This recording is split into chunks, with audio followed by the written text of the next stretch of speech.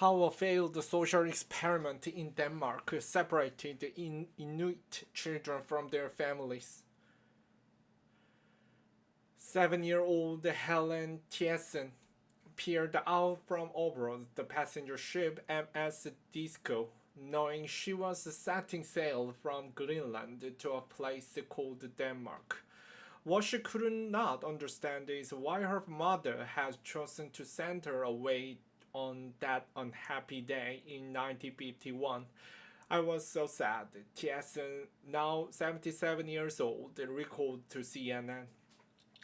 Rigid with sorrow, Thiessen was unable to wave back to her mother and two siblings, who were watching from the harbor up the coast of the Greenland capital Nuuk. I looked into my mother's eyes and thought, why was she letting me go? Thiessen was one of the 22 Inuit children who were taken from their homes, not knowing that they would end up being part of the failed social experiment. Aged between 5 and 90 years old, many of them would never see or live with their families again, becoming forgotten about and marginalized in their native land. At the time, Greenland was the Danish colony, and the Greenlanders were suffering from high levels of poverty, low quality of life, and high rates of mortality, said Einar Lund Jensen, a project researcher at the National Museum of Denmark. The Inuit children were seen at the orphanage back in Greenland wearing outfits made from them. After a visit from Queen Ingrid of Denmark, Thiessen says the girls called them their priceless dresses. Denmark's aim was to create little Danes who would become the intelligent Gentilcia role models for Greenland, said Jensen, who co-authored a recent government commissioned report investigating the experiment.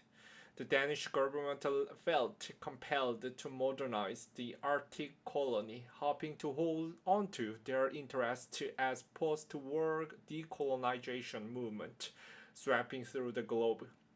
They took up the idea from human rights organization Save the Children Denmark of the bringing Inuit children to the country in order to recover from what was perceived as their bad living conditions, he said. The assumption that at that time was Danish society is superior to Greenlandic society, he added. After a year and a half in Denmark, most of the children were returned to Greenland to live in the orphanage run by another charity, the Danish Red Cross, in Nuuk, separated from Greenlanders and their families and banned from speaking their mother tongue. CNN has reached out to the Danish Red Cross for comment. The former Arctic colony. Denmark's colonization of Greenland began in the 18th century. In 1953, it became the constituency of the Danish kingdom and was granted home rule in 1979 and self-government in 2009. Denmark still retains the control over several policy areas. Seen as strangers by Greenlanders, many of the children returned to Denmark when they became adult. Up to half of the group developed mental illness or substance abuse problems in later life, Jensen said. Many were unemployed and led hard lives, Thiessen said. The Danish government took our identity and family from us, Christine Heinesen, 76, who, along with Thiessen, is one of the 6 Greenlandic social experiment survivors alive today, walking in the cemetery in Copenhagen where some of her friends from the experiment were now buried. Heinesen admits her life has been decent since her days in the orphanage, but I know many of other children suffered more growing up, and I think because we're only 6 left of 22, that tells the story very well, she said, wrapped in the Greenlandic fur-lined coat.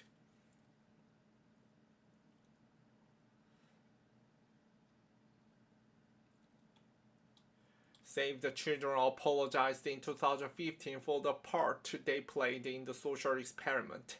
The Danish government issued an apology 5 years later after pressure from campaign groups, but has refused to compensate those who are still alive, said the lawyer of the victims, Mads Krager Framing.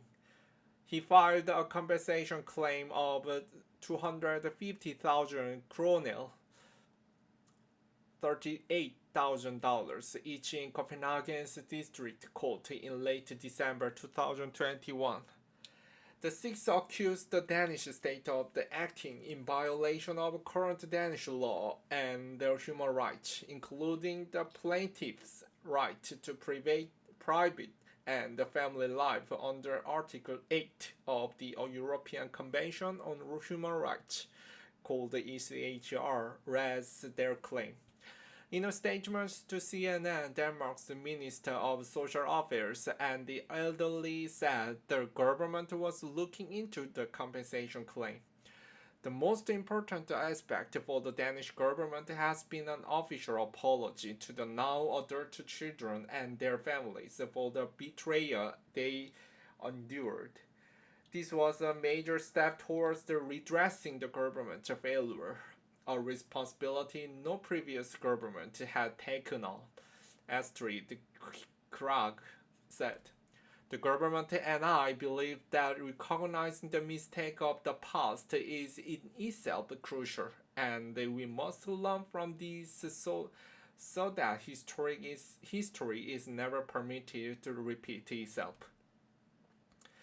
The hearing is likely to happen in the next 10 months, and it is still our hope that the government will settle the case and pay compensation before the hearing, Framing said. After all, the six victims have been through, they don't think an apology is enough, he added. Cultural eradication. The aim of the experiment, which was greenlit in 1950, was to recruit orphans, but it was hard to find enough children, said researcher Jensen. The parameters were broadened to include motherless or fatherless households, and 22 children were selected. Even though many of them were living with their extended families or one parent, he added. TSN's mother, who was widowed, initially dismissed the request of two Danes to take her young daughter to Denmark, TSN told CNN. But she eventually agreed on the promise that TSN would get a better education. As colonizers, Danes who helped identify the children for the experiment held the authority in Greenland, Jensen explained. It would have been hard for the Greenlanders to refuse them at the time. Kara Jensen Williamson, a Greenlandic assistant professor at the University of Saskatchewan and a member of the Greenland Reconciliation Commission, told CNN. As with any colonized nation, the authorities were respected and feared. Rebooting their authorities cannot be done, she said. According to the report Jensen co-authored on the experiment, there were doubts as to whether some of the parents were fully informed or understood what they were agreeing to. In many ways, what happened to the children represents the devastating and deliberate effect of cultural eradication, during colonialism, said Williamson. In colonial times, there was an eradication of the uniqueness of culture, of the relationship with the land, the range of languages, spirituality, and these would have been done away with so that the colonized can be socialized into becoming part of the colonial state, she said.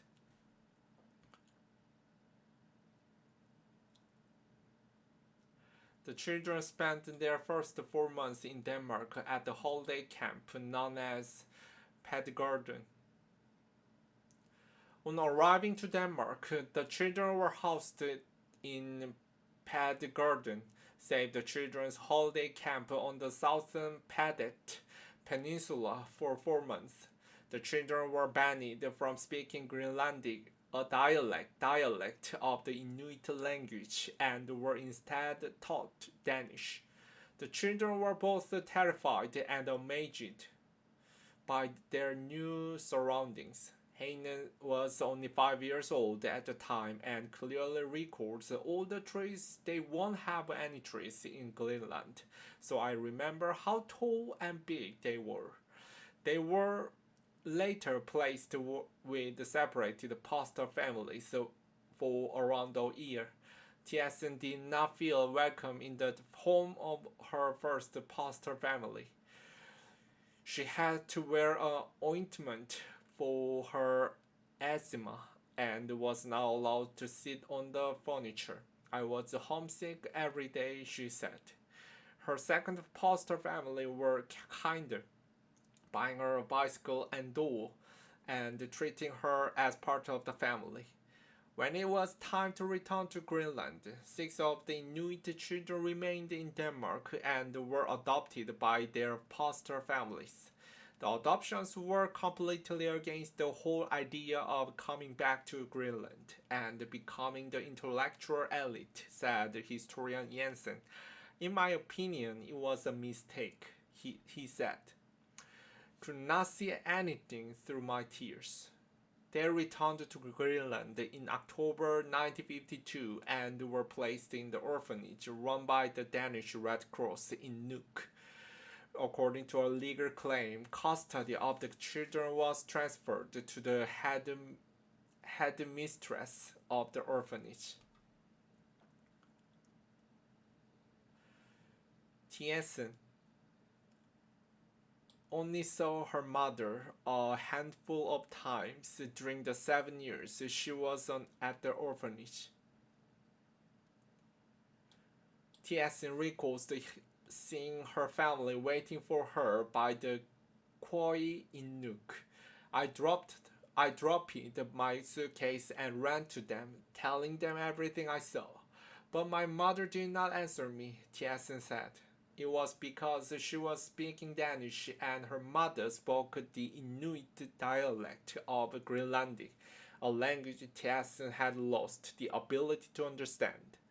Their reunion lasted 10 minutes. The Danish nurse looking after the children told her to let go of her mother because she now lived in the orphanage. Tiessen told CNN, I cried all the way to the orphanage. I was so looking forward to see my town, but I could not see anything through my tears.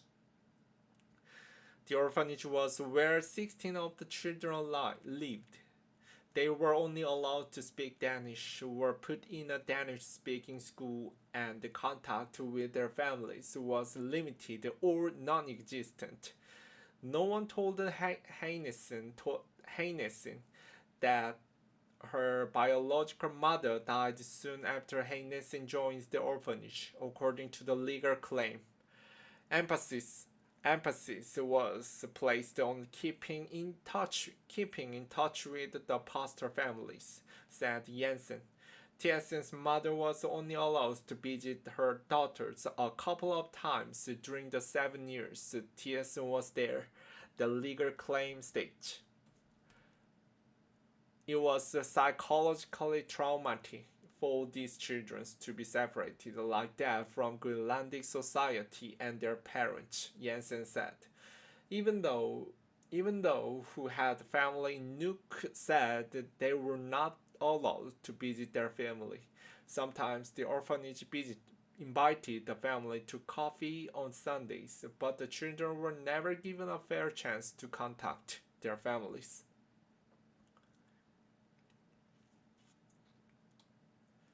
Gabriel Smith looks through all the photographs. He is one of the six social experiment survivors alive today.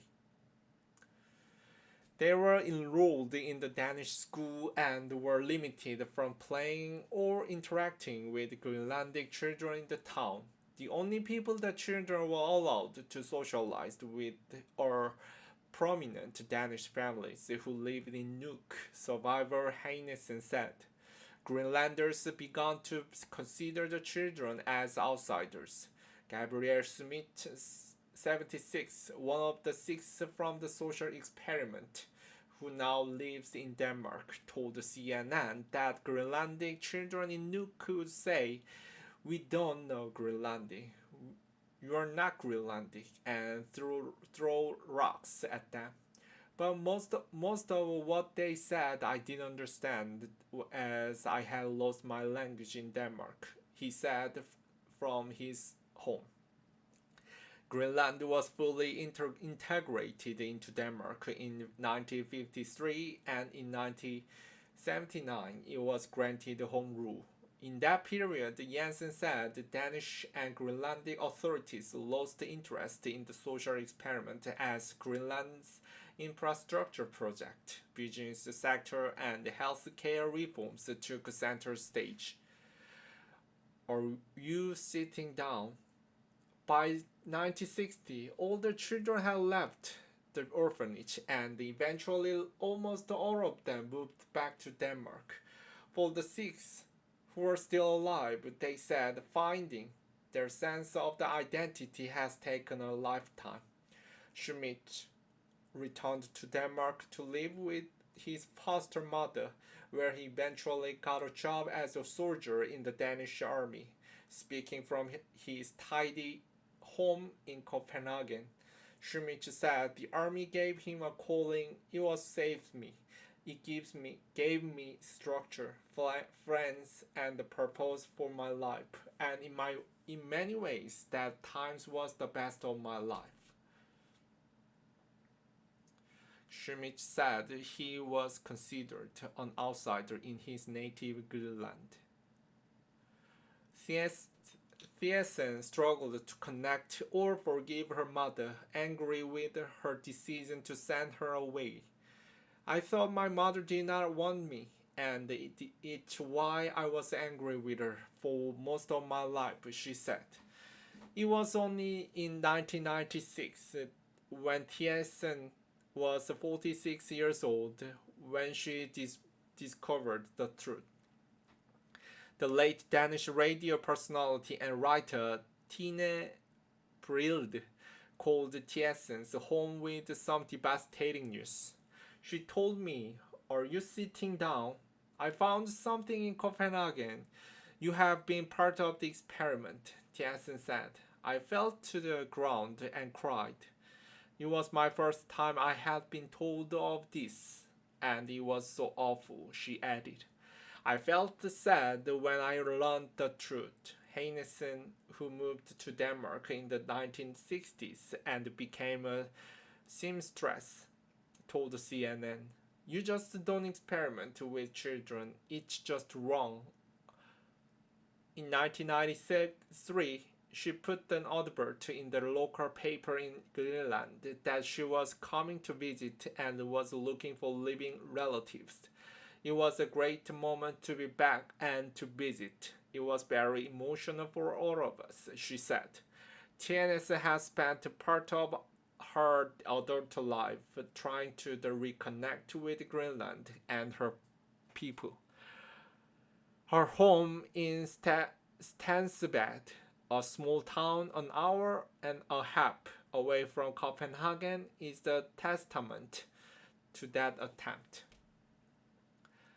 Sat at the dining table in front of the sideboard covered with snow white colored to pillock carvings, mythic Greenlandic Inuit figures meant to protect their owners from any harm.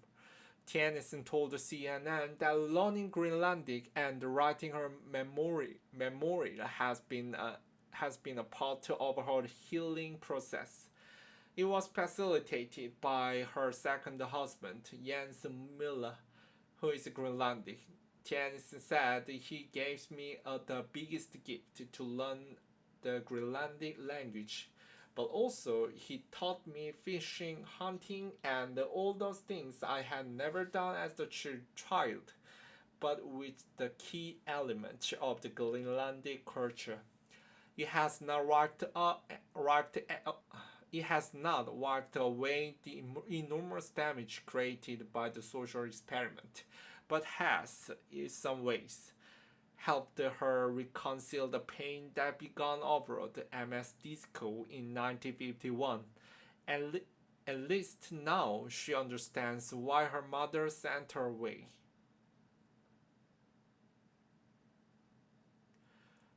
Tennyson sits at her home in Stansbad, Denmark. She has reconnected with her Greenlandic heritage.